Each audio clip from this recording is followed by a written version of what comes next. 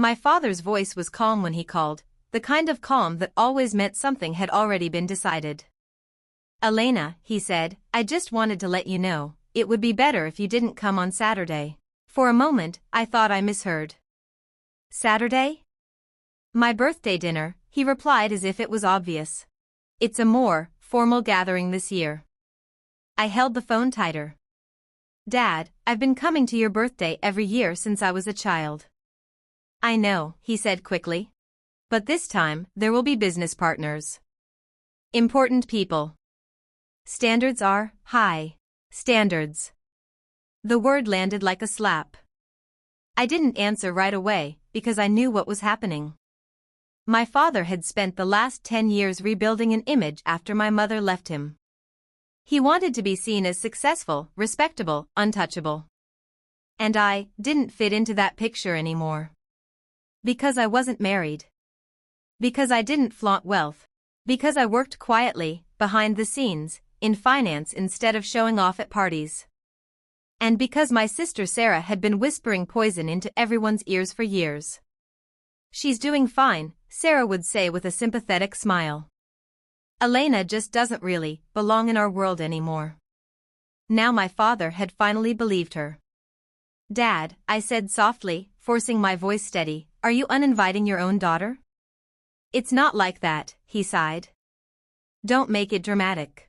I almost laughed at the irony. He was the one making it dramatic. "I understand," I said after a pause. "You do?" "Yes." My voice was calm, almost polite. "I won't come."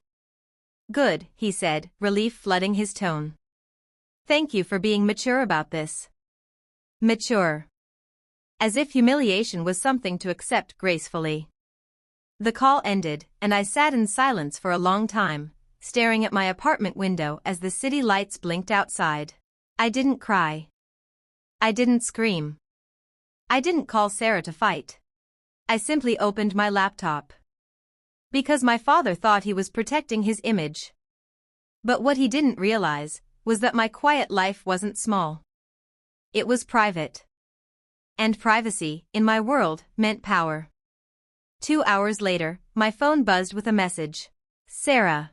Dad did the right thing. Don't embarrass us." I stared at the text, then typed only one word. Elena. Noted. That night, I slept peacefully. Saturday came quickly. Sarah posted pictures all afternoon, preparing. A glittering ballroom reserved at one of the most exclusive private clubs in the city. Waiters in tuxedos. Crystal glasses. Imported champagne.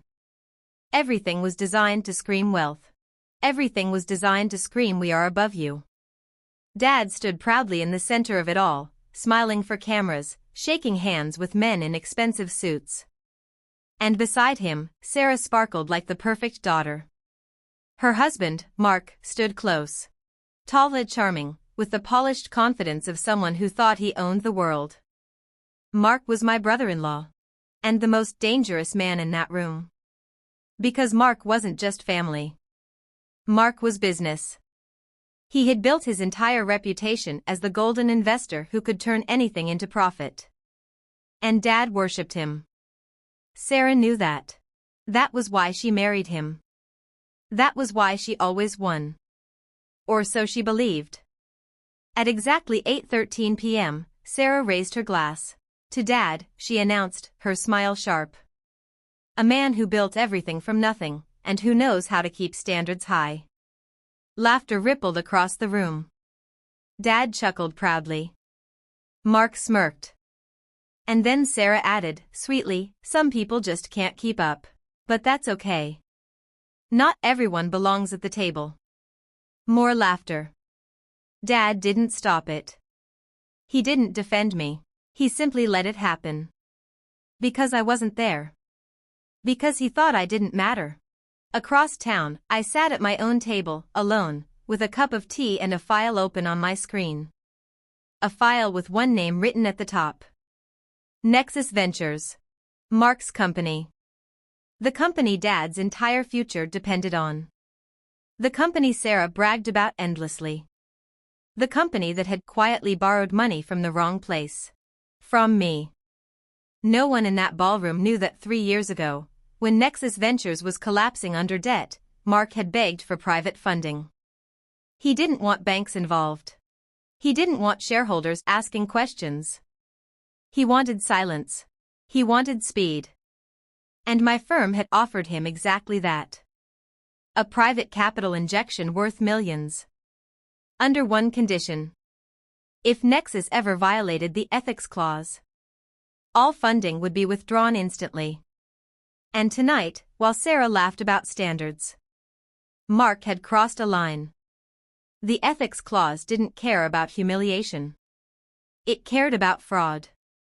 And Nexus Ventures was drenched in it. I picked up my phone. I typed one message. To my portfolio director. Elena. Terminate investment in Nexus Ventures. Effective immediately. The reply came in seconds. Director. Confirmed. Executing withdrawal at market open Monday. I leaned back. 2 days. That was all it would take. Mark would wake up Monday believing he was untouchable.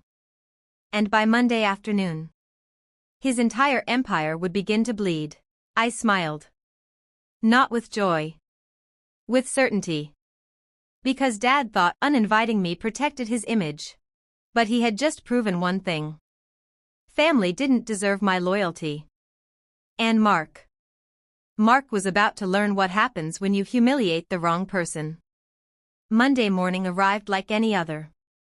People rushed through the city with coffee cups and briefcases, unaware that behind one glass tower, a financial storm was already forming. At 9:01 a.m., Nexus Ventures received the first notification. Private funding withdrawal initiated. Mark was in his office when his assistant knocked. Sir, finance needs you on the main call. Immediately. Mark didn't look up from his laptop. Tell them I'm busy. She hesitated. It's urgent. They said it's about the capital line. That got his attention. Mark stood, smoothing his suit jacket as if confidence could erase reality. When he entered the conference room, the mood was wrong. His CFO looked pale. His legal counsel was already seated, whispering into a phone. Mark's smile tightened. All right. Who's being dramatic this early? The CFO swallowed. Mark, our private investment partner, just issued a termination.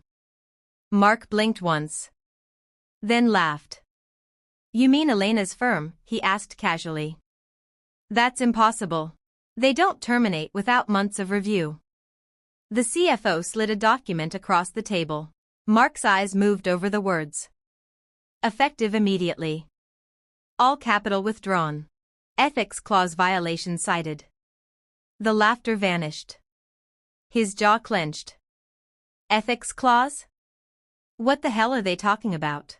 No one answered, because no one knew. Not yet. Mark grabbed his phone, dialing quickly. It went straight to voicemail. He tried again. Voicemail. His face darkened. She's playing games. The CFO's voice shook. Mark, without that capital line, we can't cover payroll next month.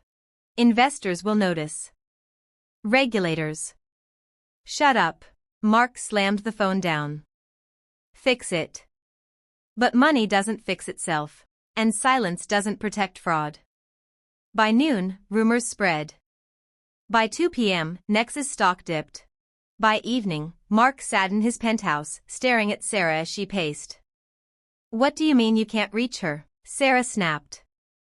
Mark's voice was cold. I mean she's ignoring me. Sarah stopped. Why would she do that? Mark didn't answer, because the truth was obvious. Elena. The sister Sarah loved humiliating. The daughter Dad didn't invite. The quiet woman everyone dismissed. Sarah's mouth opened, then closed again. No, she whispered, as if refusing reality could erase it. She wouldn't. She doesn't have the spine. Mark's gaze lifted slowly. She has the spine, he said softly. She has the leverage. Sarah's face drained. That night, Dad called Mark for an update. Because Dad believed Mark controlled everything. Mark. Dad boomed cheerfully. How's business? Still flying high? Mark swallowed before answering. We're handling a situation. Dad chuckled. Nothing you can't solve. My son-in-law always solves things. Mark's hand tightened around the phone.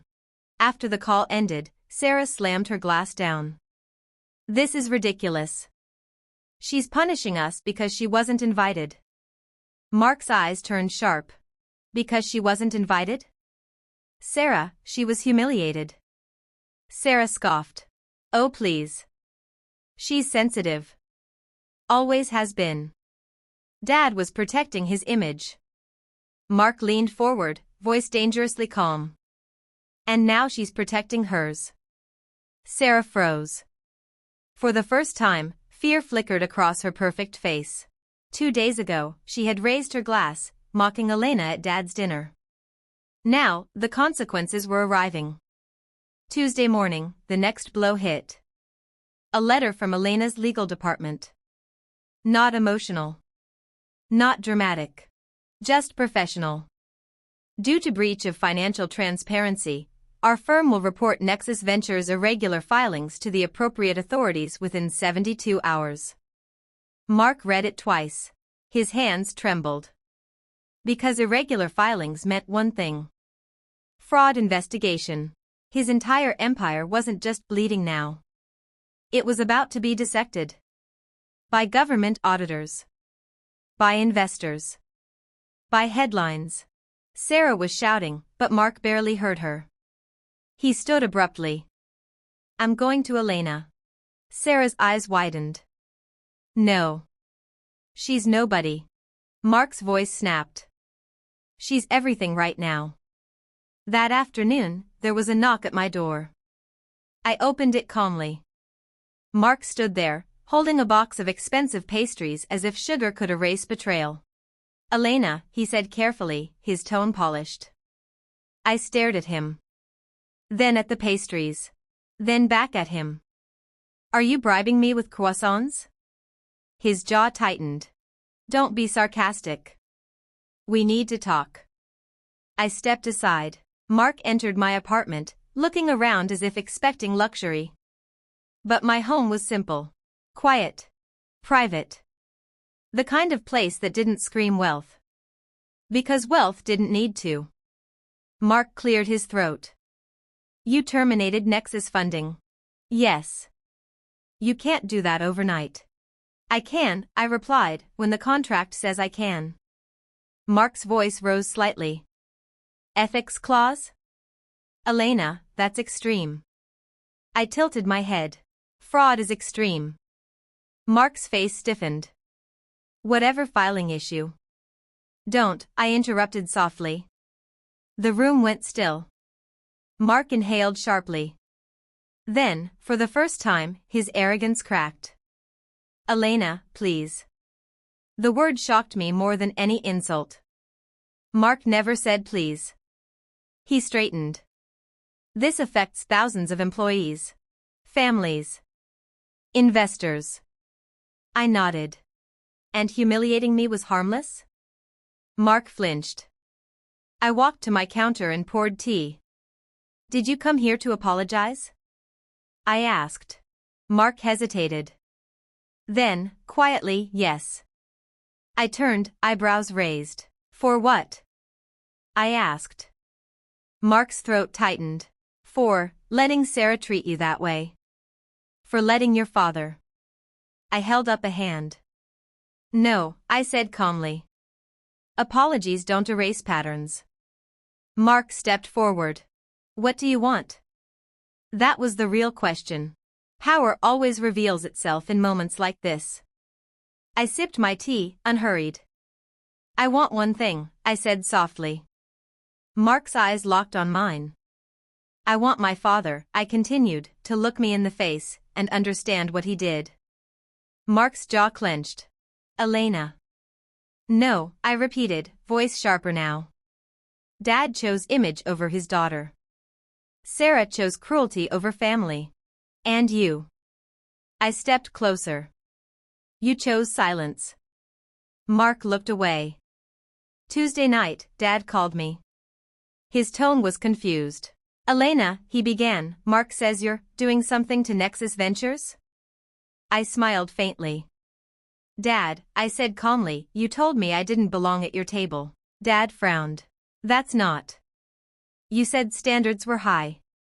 He hesitated. Yes, but. So I raised my standards.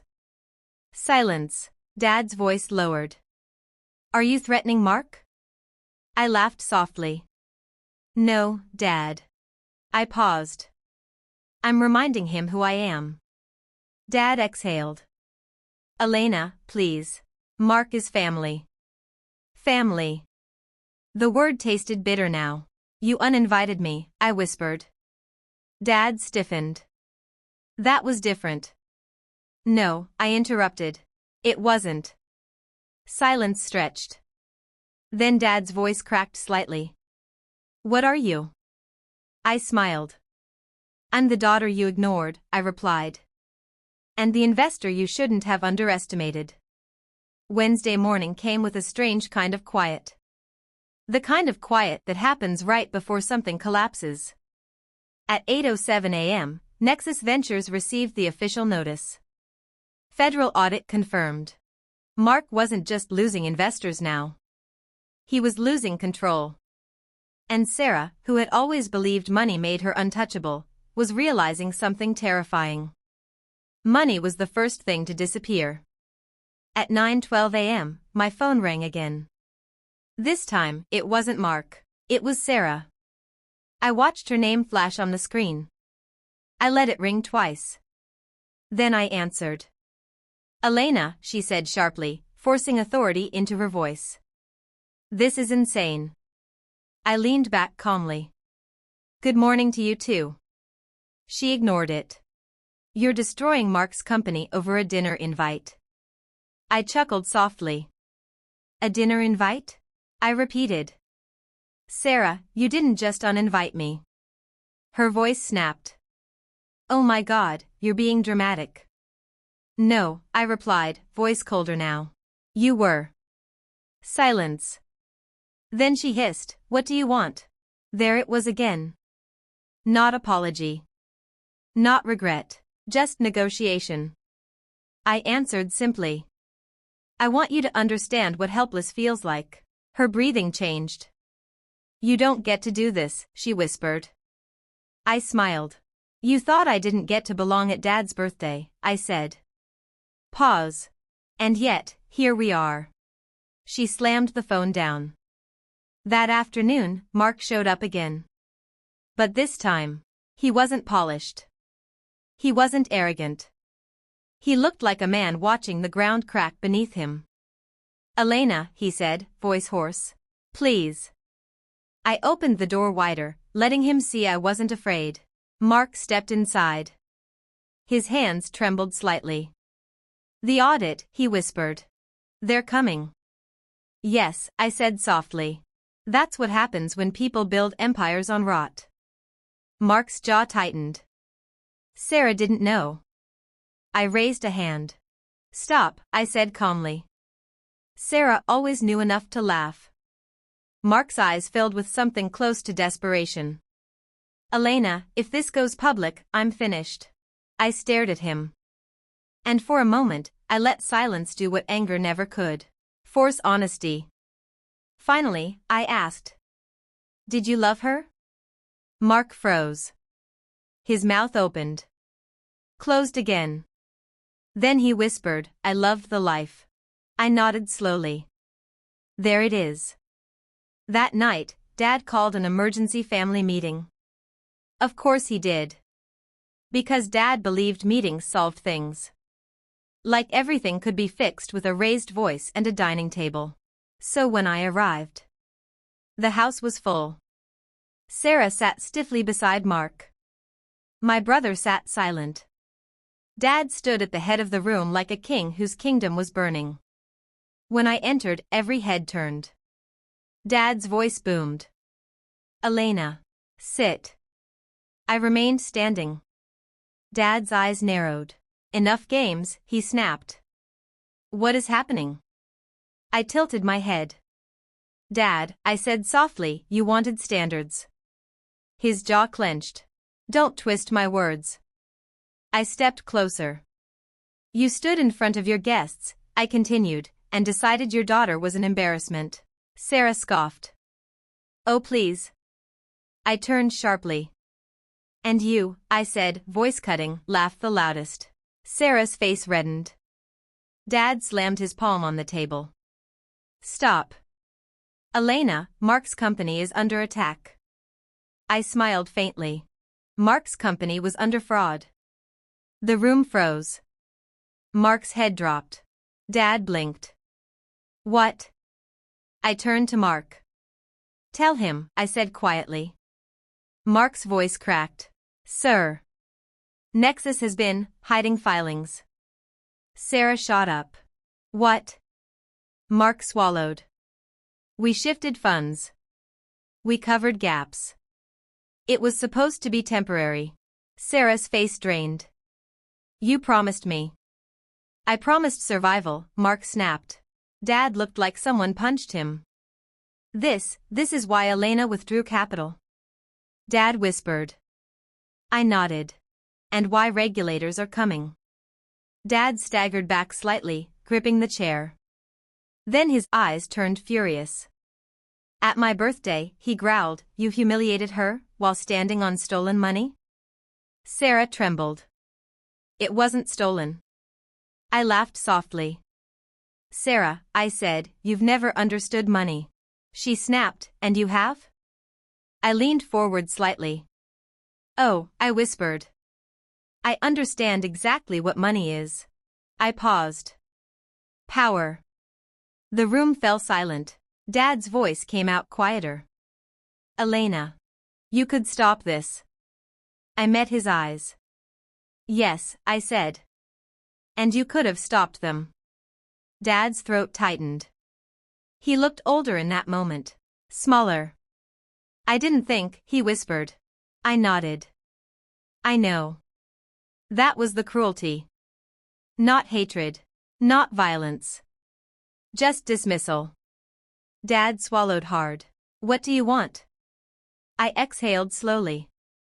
I wanted you to see me, I said. I wanted you to realize. My voice steadied. That I was never the weak one.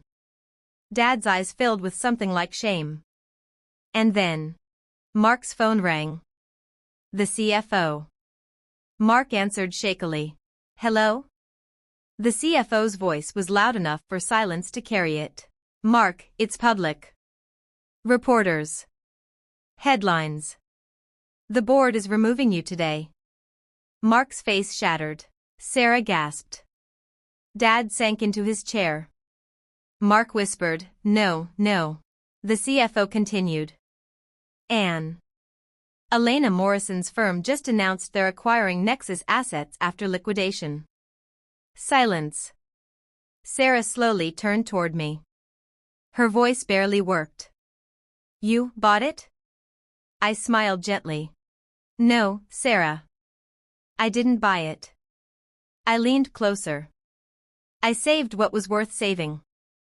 Her lips trembled. You ruined us. I shook my head. You ruined yourselves. Dad stared at me, voice shaking. Elena, why? I answered softly. Because standards should have protected family. Pause. But instead. I looked at Sarah. You used them as weapons. Mark sank into the chair, broken. Sarah's perfect life was collapsing in real time. And Dad. Dad finally understood the cost of choosing pride over love. I turned toward the door. Elena, Dad whispered. I stopped. His voice cracked. I'm sorry. I looked back at him. For a long moment. I didn't speak. Then, quietly, I said, I know. And I walked out. Not as the forgotten daughter. Not as the uninvited embarrassment. But as the woman who reminded them. That silence is not weakness. It's patience. And revenge. Is just truth arriving late.